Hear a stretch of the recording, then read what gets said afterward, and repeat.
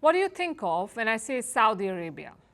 Desert kingdom, oil producer, disruptor of sports. Here's one thing that won't come to your mind: the protector of women's rights. But the United Nations thinks otherwise. It has picked Saudi Arabia to lead a women's rights forum. It's called the CSW, Commission on the Status of Women.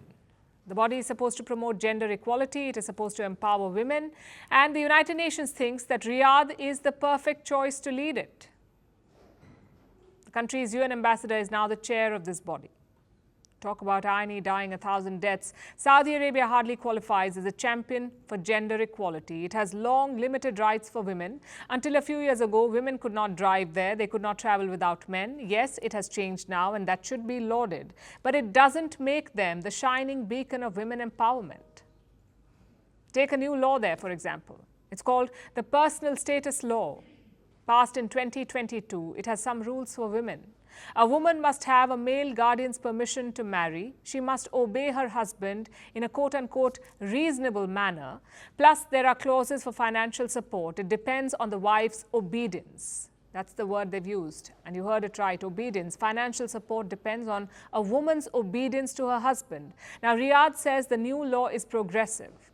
We say if this is progressive, we wonder what regressive looks like.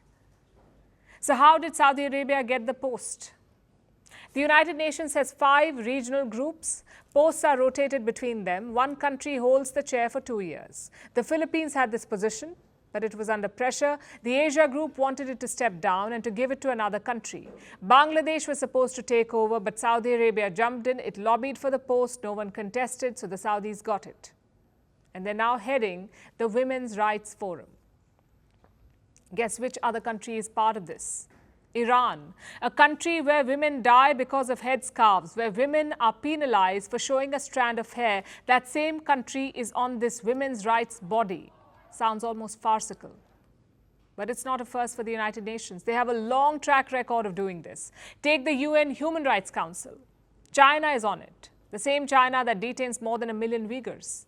The United Nations itself has accused China of human rights abuses, yet Beijing sits on a UN body meant to protect the same rights. It's like functioning in some alternate universe.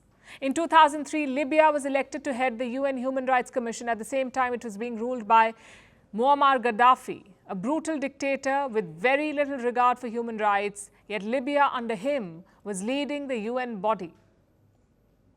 Same with North Korea. In 2022, North Korea assumed leadership of a top disarmament group. This is a country that fires missiles like there is no tomorrow, yet they were heading a UN disarmament group.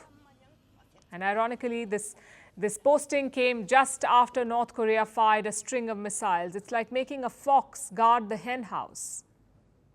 And all of this sounds like bad satire. It would have been funny had it not been playing out in real life, and it tells you a lot about the United Nations. Once hailed as a great hope for mankind, it has turned out to be such a disappointment.